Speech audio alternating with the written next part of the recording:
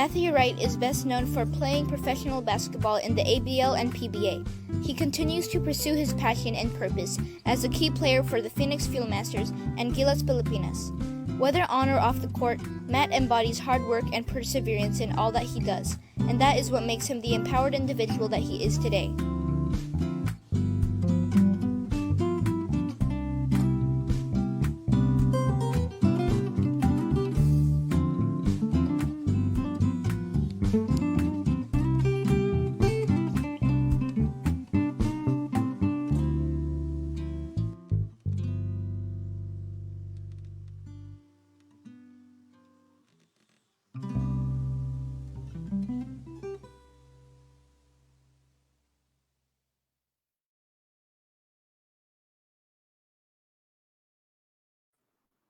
Hi guys, and welcome to another episode of In Love With Me, where we feature inspiring individuals who will share their amazing stories. I am your host, Mafae Balasco, and for this series, our topic is passion and purpose. For this episode, we have an empowered man, professional basketball player, and a dad to motivate us to take action. So without further ado, let's welcome the amazing Matthew Wright. Hi, Matt. Hi guys, thanks for having me, Mafae. Of course. Nice Thanks for saying yes. Thank you. And that's all you. But you've done so much. You're such an inspiring guy, and I know you have many more years of your professional career in the basketball court. Right now, of course, we're on a forced break. But before I ask you what you've been up to during this quarantine period, can you please share with everyone on how you are the inspiring and empowered man that you are today?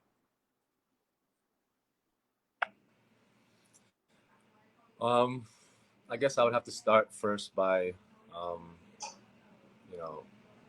it was from how I was raised by my mother.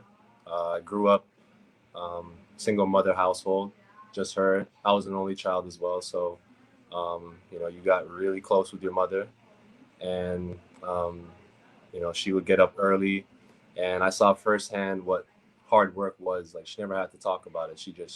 I could just see it, like how early she would wake up in the morning, and she's working 3 jobs, and that's what inspired me to eventually, when I started playing basketball, I knew right away that's what I wanted to do for the rest of my life. So I was just trying to find a way to channel all my talents into this craft of basketball, and just hopefully one day make my mom proud, and provide her like a nice big house, something like that. But it all starts with her, and how she taught me how to not even taught me, just showed me what hard work really was, and she's my motivation. Mm-hmm. And speaking of basketball, when was it where you first started loving the game, playing, and who gave you that first touch of that ball? Growing up in a Filipino household, basketball you're eventually gonna run into it one way or another. All it took for me was my tito from Tarlac migrated to Canada, and he brought over that basketball culture. He loved it. He loved all the shoes. He had all the Jordans. So I was kind of he was the influence for me to play basketball. At the time, I was playing soccer, baseball, that kind of stuff. Basketball wasn't even that big in Canada at the time. So with hockey being the national sport and all, so basketball was up and coming at that time. It was exciting for me, and I would just force him to take me to the basketball court, to the Filipino community centers. My mom would just beg him to take me just so I would stay out of trouble, not from staying late outside. And eventually from that, it grew into a love and a passion. So I have to give him credit for, if it weren't for him, I don't know if I'd be playing this sport. Mm-hmm. I don't know if this is like a language in the basketball court, but Nick shared with me, because he said that you're one of his favorite players that he's coached, and he said he learned two new words with you while he was coaching you. It was staple and baptize. What is that? Coach Nick and I would mess with each other all the time, man. He's a great coach. One of the real ones out there. They don't build them like that no more. That's for sure. So, he would always talk some trash to me about, what he would do if we played against each other. And, he would tell me he would put me on the floor and he would foul me hard and do all this and that. Um, typical Coach Nick stuff. He's very hard to impress. So, staple. I just said, like, if I was playing, I would block you. I would staple the ball against the backboard. Like, that's how high I would jump. Block him, embarrass him, and baptize him means that I would just jump up and dunk on him, and he would fall back on his back. And that's just the terms, just some silly street ball terms that that Coach Nick and I used to have some practice banter, which I miss a lot. Yeah, he made sure I asked you those questions. But anyway, so going back, basketball obviously has given you an opportunity to travel the world. Do you want to share on how that first started? I did read, I don't know, you can share this. Did you go to France first? Yeah, my first job was in France. I was in a small town in West France called Quimper, and it was beautiful. It was right by the Atlantic Ocean. It was very rocky. It kind of looked like Scotland, Ireland, like if I can get that kind of image. Rocky beaches. It was beautiful. 4 hours from Paris. That was my first professional job before. I always knew I wanted to come to the Philippines, but I wanted to dabble in other countries. Just because I knew I was going to eventually spend the rest of my career in the Philippines, so might as well try elsewhere. So that was the first place I ended up with. And then you went to Malaysia. Then Malaysia. After that, I played with Coach Ariel, who was also Coach Nick's old coach. He also played on the same team as me, I believe, for a year. That was a great experience as well. I had a great year. We won a championship, which is most important. That's the goal, obviously. And that opened the doors for me to come to the Philippines. Mm-hmm. And then finally you are in the Philippines, and, even to fast forward that, you had a chance to represent the Philippines for Gilas, and you are still currently on that team. How does that make you feel? Gilas for sure is like the highlight of like my basketball career. It's it's the biggest for me. That's the most important team, most important jersey that I put on. Obviously it means way more. It has nothing to do with salary or anything like that. It just becomes you playing for something bigger than yourself. You're playing for the entire country. I'm playing for the country that my mother is from, and the country that I currently live in now, which I call home. So it's a huge honor because there's so many good players in this country that deserve the spot just as much as I do. So just being chosen is an honor. Mm-hmm. And then, you mentioned that your mom is your biggest motivation. Did you have any other mentors or people that you looked up to that you wanted to follow their footsteps or help shape you? I had a lot of mentors growing up. A lot of coaches. They all took forms of basketball coaches. So, like just having another male figure out there, to help me, especially in my youth. Just to help guide the way a little bit. But a lot of coaches took me underneath their wings, which was huge for me. Also, they taught me a lot about being a man as well as basketball at the same time. So that was key. And my idol growing up was Kobe Bryant. That everyone who knows me knows that he's everything that I ever wanted to be, and he kind of set the standard of what hard work is. And after his death, it was I was devastated. Mm-hmm. Because that was like the one person that like if I saw in the streets, like I wouldn't even know what to do. Like I wouldn't be able to. I don't even know if I would ask him for a picture. I'd just be like in shock that I see him. He's like a living legend. So, but yeah, he was definitely my biggest, my hero growing up. Mm-hmm. And the way that you feel about Kobe, and I'm sure a lot of the youth or the young athletes are looking up to you now. What would be the biggest advice that you want to give them on pursuing dreams, whether it be on the basketball court or just claiming success in their life? First, you gotta love doing it. I don't think that gets like emphasized enough. Like if you don't genuinely love what you do, I think it's very hard for you to be motivated to like get up in the morning when like you don't have to, or just put in the extra work, or run the extra mile. You truly have to love something and kind of be crazy about it to to be able to like perform at a high level. So my advice to all the young kids out there who I was just like who want to excel in anything, like not just basketball, but anything. You have to obsess over it. And, have confidence in yourself. That's huge, because if you don't have confidence in yourself, then nobody else is. No one else is going to believe you. So, just know that like you're able to do it. Like, as long as you put your mind to it and focus, like laser focus, you can accomplish literally anything you want. I know, coming from, like you said, you grew up in Canada, and that was your comfort home, and you pursued your dreams by, flying to another country. And I know it was probably a challenging time for you. What was going through your mind, or what was your mindset to make sure that you were still staying positive? I mean, like I've always been in and out of home. Like I went to the States at 18 for college, so I was kind of used to, Canada's kind of just where I was born, but I'm used to like leaving there now. But like what you said, yeah, I have two kids as well, so those just them two, my two boys, are huge motivations for me as well. I know that I gotta set the tone, I gotta set the standard for them, and I can't be disciplining them and then teaching them, how to act and what to do if I'm not acting accordingly as well. So I gotta be a good role model for them.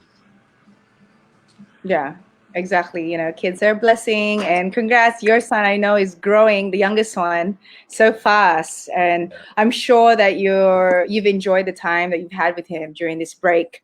What else have you been up to? Other than that, like I'm basically like a yaya, man. Like I just joke around with my girl and say like, I think I'm like the best dishwasher in the PBA now for sure. That's all I do now is just wash dishes and sweep the floor and mop. It's like it's a complete different lifestyle than what I'm used to, but it's necessary. And these are how our parents have been living, and what our parents have been doing for us, and that we take for granted. A lot, especially in the Filipino household. Like I always see my mom and my Lola do what I'm doing right now, and they would never complain or nothing. Like they would do it every day without being asked. So it's like a revelation that you have. But the time that I spent with him now, especially when he's young, and these are very fleeting moments. I won't be able to get back with him, and I'm able to spend like every moment of every waking day with him. So that's been a blessing. And apart from you learning how to really clean the house very well, is there anything else new that you've learned about yourself? I've been trying to take up something to do, like in the absence of basketball, because that's all I've been used to doing for my entire life, like since I was 9 years old. So this is the longest I've ever gone without playing the sport. So I'm trying to take up other things like cooking. I feel like I've been, in the kitchen a lot more, and I've been getting better. You get better with practice. So, my girl likes cooking. She said it tastes good. So, I guess I'm making some kind of improvements in that. But other than that, just a full-time dad. Amazing, Matt. you can borrow my kids anytime if you want. Daddy daycare over at my house. Yeah, for real. So I want to go back. I want to go back to when you would play before you get on the court. Is there a certain ritual or habit that you do to prepare for a game?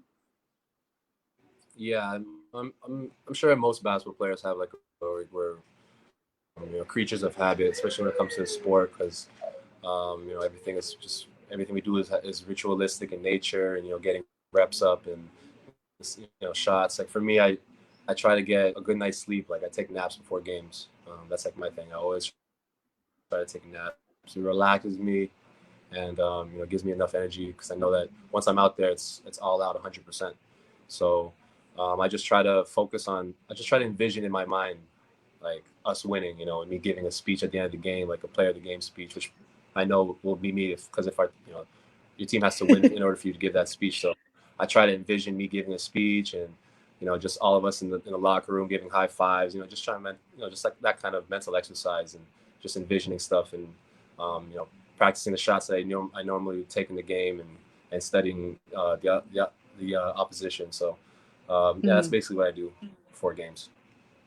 And as humans, and I know like you're a professional athlete and all, but there are times that we have off days, right? Or moments. How do Yeah. you motivate yourself when you're feeling unmotivated at that moment? Like I said, you know, in terms of basketball, there's days where you just get up and you're so sore, and you're having a bad day, having not you haven't had a couple good games, you're in a losing streak, and it's hard to get up and motivate yourself. But like if you love it, what you do, if you genuinely love it, like you'll find a way to motivate you to get up and to just man up and body whatever ailments you have to go out and like do your job. So for me, I guess some good things that you can do is listen to music. Just try to get your mind in the right place. Try to get you back into some good music will bring you back some nostalgia, some a good moment, stuff like that. Just take your mind off of whatever you're feeling. So and also I just think about my kids and my mom, and just think about like how hard she there's definitely times when she didn't want to get up and she was tired and she was awesome. She still busted her ass and pushed through. So if I have any you know anything about basketball, I don't want like it's basketball at the end of the day. Like this is a sport that I love doing. I should have no problems getting up and doing it every day.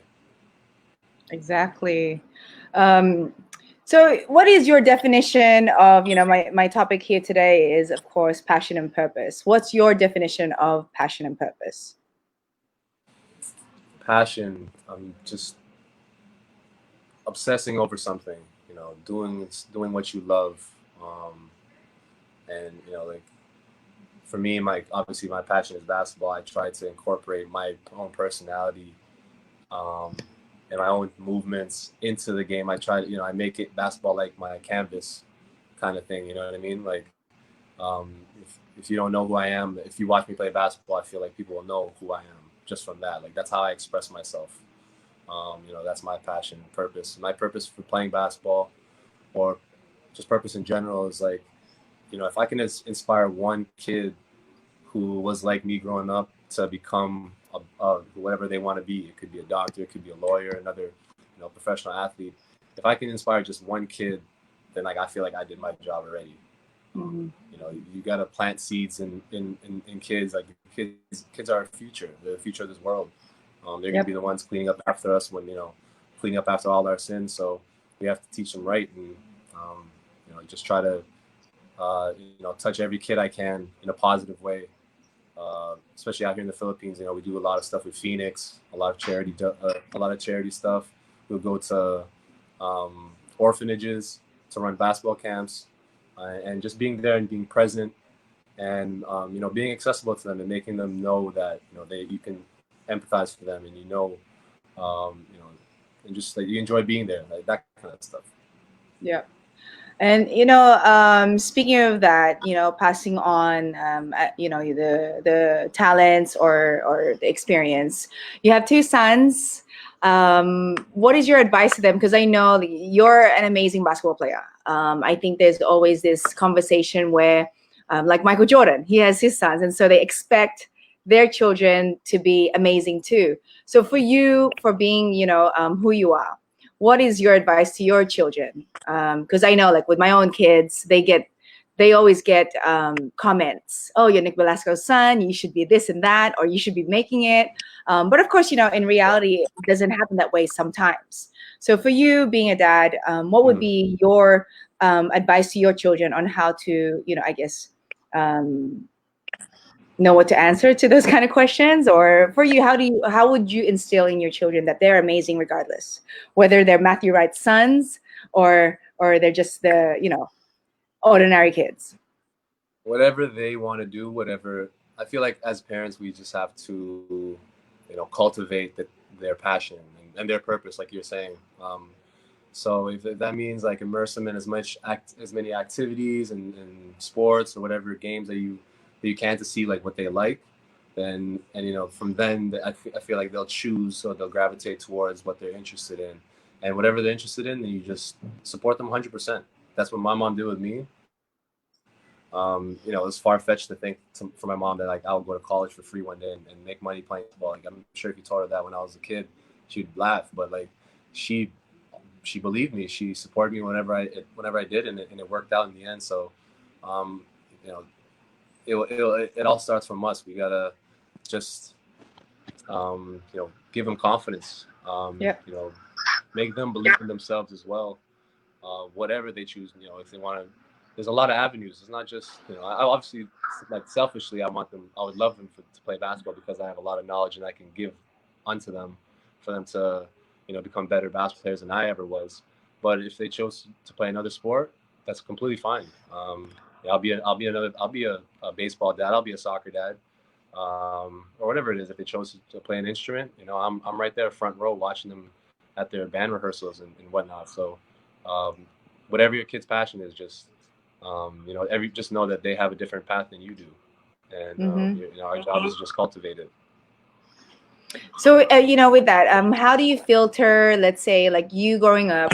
I'm sure you've received, let's say, you know, like negative comments or feedback. Let's say someone saying that you're not good enough. How would you push on? What would you do when those things happen? I mean, I used to get a lot of that. You know, the PBA, you know, these fans here, they won't, they're not afraid of letting you know like how they feel. So, I'm sure everybody has been a victim of this stuff. I mean, I don't care, man. Like, it's actually entertaining to me when I think about it. Um, you know, because like most of the time it comes from people who've never scored a point in their lives, so it's just funny to me. But um, you just ignore it. I mean, some people have different personalities. Some people it gets to them a little bit more, but you just have to realize that, like, especially with this day and age, everyone has Instagram or Twitter or Facebook, whatever. People are entitled to, you know, to whatever they're gonna say, whether or not they're idiots. Like, who cares? Like, you know what I mean? Like, it shouldn't affect you at all. It doesn't affect me, and that's what I'll tell my kids. I'll try to explain to them, like, to be tough skinned and don't let them, you know, don't let these people know, like, it bugs you because it's gonna feed more into that. Mm-hmm. You know, or not. Just if you don't care at all, then just, you know, who cares? It doesn't matter. You know, you'll never see these people. These people will never say it in your face. Like, Right. if they ever saw you at the mall or in the street, they'll never say it to your face. So, you know, just know that. Mm-hmm. So, do you think, you know, going back to the Last Dance, we didn't have social media back then? You know, well, I'm not saying that I'm in the era, but you know, I grew up watching them, but they didn't have social media, so it kind of helped educate, you know, the young athletes or the young people right now on how basketball was back then. Do you think you have an advantage of people knowing your game because we have social media now? I wish I had social media in high school. I actually grew up in an age where social media wasn't that big yet. You know, we didn't have any of that in high school. I wish we did. So, you know, I probably would have made it to the NBA or something if someone saw what I was doing back in high school. But, um, you know, getting back to your point, yeah, nowadays it's crazy when you watch that documentary. You think like, wow, this footage that Michael Jordan had that no one's seen until now. Um, you know, it's crazy because everything is just so open now and accessible. You can watch anything on your phone, and there's records of everything. But it's good for especially in the basketball community, it's good for the younger kids to know, like, there was a time before, like, LeBron James, and for me it was nice just, you know, going back down memory lane because I Mm. remember a time when, you know, there was when, you know, all my friends, when someone called your phone, you had to ask them who it was. Like, I lived in that era at that time. You know, you had to knock. I had to knock on my friend's door and to ask if he was home. You know, that kids will never have to experience that anymore. Mm-hmm. Yeah. But you know, right now, of course, they have an advantage, especially during this time, to stay connected. So, for you, how have you been staying connected with your mom? I believe she's in Canada, right? Or is she here? Yeah, she's in Canada. She was stuck So, here have too, though, in the pandemic, but she was able to make it home. Skype, Zoom, you know, Skype, Zoom, FaceTime, all the technologies that we have now are huge to keeping in mhm. contact with family. That's unfortunate. That's what we have to resort to now. Um, Yeah. you know, until they can invent a machine that, you know, we can teleport each other. You know, but until then, it's just FaceTime. And I'm glad at least we have this technology. I can't imagine back, you know, like even 20 Mm. years, 30 years ago, people had to write letters, you Yeah. know, to keep in contact with their parents, and I can't even fathom that. at least you could physically, you can see what, and talk to your mom at the same time. And, I can talk to my son as well. So, yeah, I'm grateful we grew up in this era. So I have a few questions online from some people. If you are not a basketball player, what would you be doing right now if you weren't a basketball player? Yeah. I put all my eggs in one basket as a kid. Like there's nothing else I wanted to do other than basketball. Like I can't even. Let me see. I think. Well, I went to high school. I went to college for history. I was a history major, so I'll probably be some kind of historian. You'll see me on the History Channel with my suit and my pipe. Something like saying some smart stuff. Yeah, so maybe teach high school history. Something. I'll be some kind of a teacher, professor, probably. Okay, so add to that, where do you see yourself 5 years from now? 5 years from now, probably.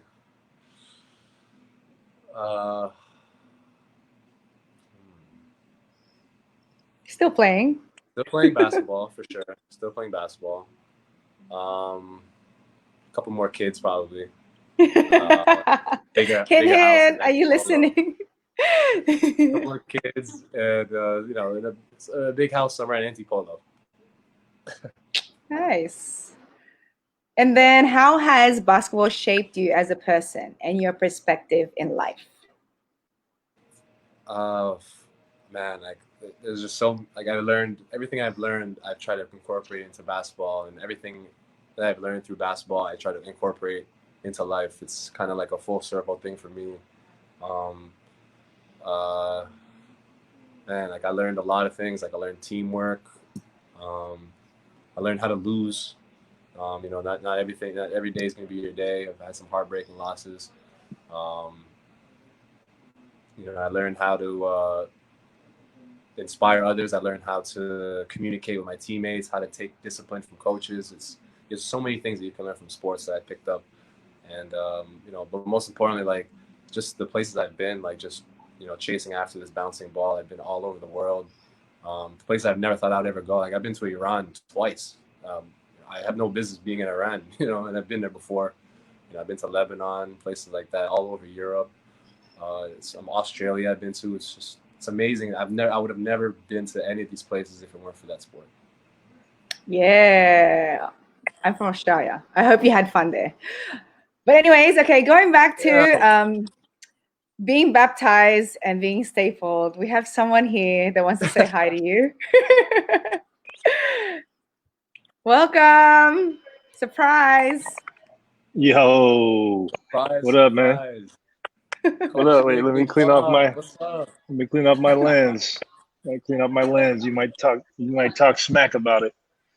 Being blurry. I know I'm gonna hear about being blurry. What up, man? It's been a while. What's going on? I know, Coach. I miss you guys, man. Miss you too, man. You still got abs? I mean, I know you've been on lockdown. You might have lost all those abs and turned it into an ab. I still got abs, but it's not the same body as during the season. You know how it is, man. I can't help myself. I'm gonna pig out and snack on some stuff and a couple beers in there. But when the season gets going, I'll be ready. Don't worry. All right, I'll expect that. But hey, I know you said that you've been around the world, and then Mafae was excited about saying she's Australian. How does that make you feel? I know you have a little history with Australia. What is it? I was waiting for you to say something about that. You're such an instigator. Oh, man. How does it make you feel? There was just, did you see that new post on Instagram with the guy that breaks down? The guy that breaks down the fights and stuff like that? Oh, man, it's hilarious. I sent it to you the other night. Oh, yeah. Oh, man, it's hilarious. He talks about number 35 coming into the picture late with another jump punch. Hey, the man was 7 foot. Yeah, I know. Hey, that was pretty awesome, though. Man. It was a big dude. That was a crazy time, man.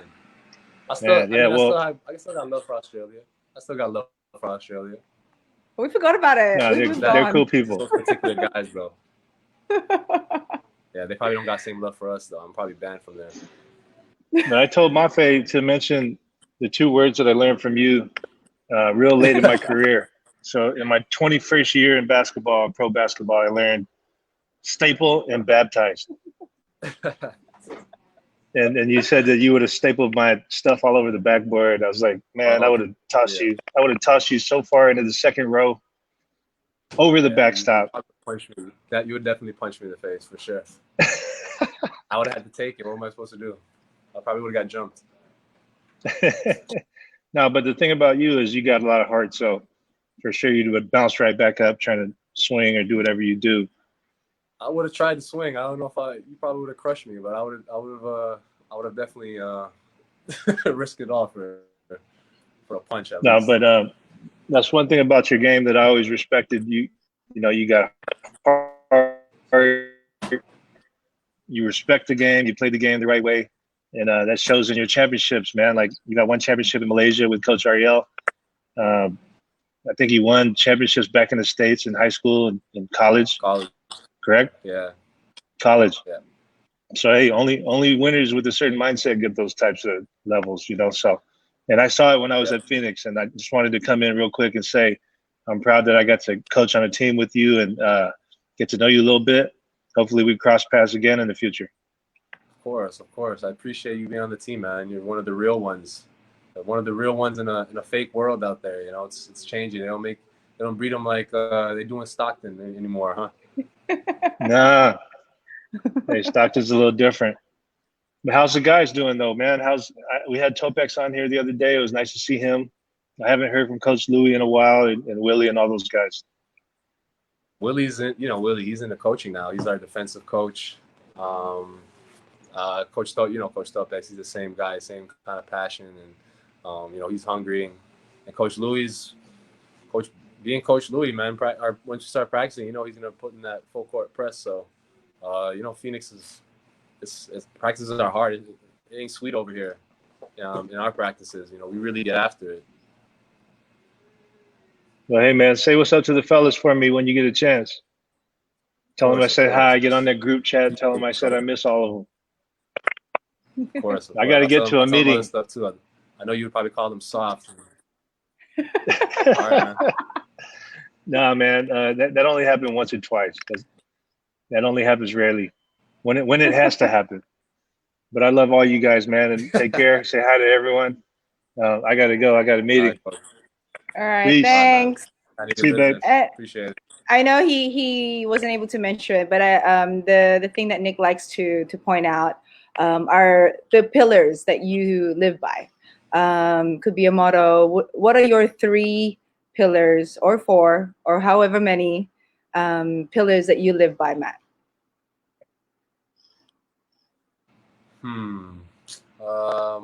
Pillars.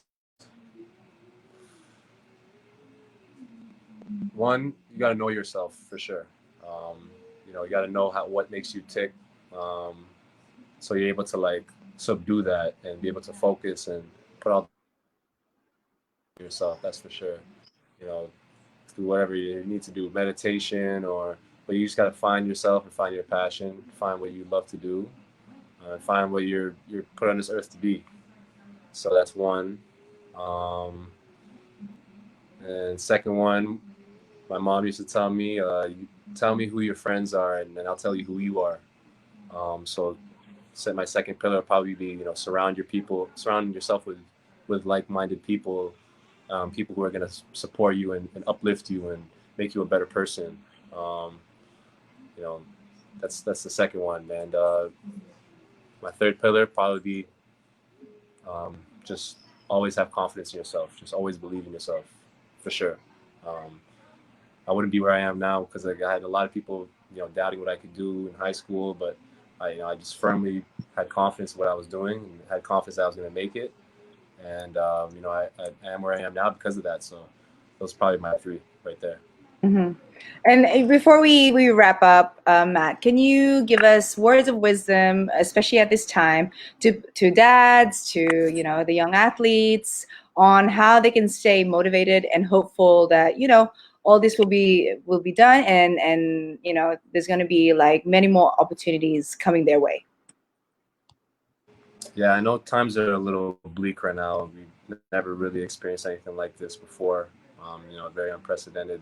A lot of confusion out there. People don't know what's going to happen, and there's a lot of things going on across the world. Not just with this virus, but you see with the protests happening back home in the States. I just feel like there's like a new awakening. Everyone's shifting towards something new, and people are just fed up with the old ways. And I think that everything's starting to slowly change now, and we have to be flexible. Everybody has to be flexible with this. If you don't adapt and change, you die. So you have to just keep moving forward, and just know that we're gonna get through this, all of us. And people don't need to panic. Just keep praying, and everyone knows now, I think, with this virus, that it's showing everyone what what the most important things in their lives are right now. With all the distractions gone, everyone focuses on what's really real. So, know who you do it for. Everyone does it for somebody. There's people who need you. So use them as motivation, and everyone's gonna get through this together eventually. Thanks, Matt. I really appreciate you taking the time to be on here to inspire others. Thank you to the kind words that you've shared in your story. Take homes from Matt today, guys. Stay confident. Be confident.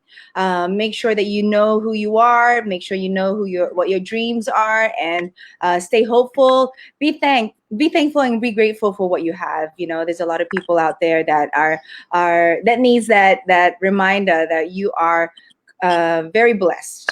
Don't worry about negative comments. As Matt was saying earlier, it's a sign that you're doing something good in the world. So people are noticing. There's great things that are being done, and your actions are what the feedback is. And adapt. We're learning to adapt with this new norm, and just don't forget to pray. So with that, guys, thank you, Matt.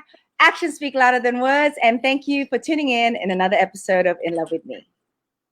Thanks, Matt. Thanks for having me. I had a lot of fun. I enjoyed it for sure.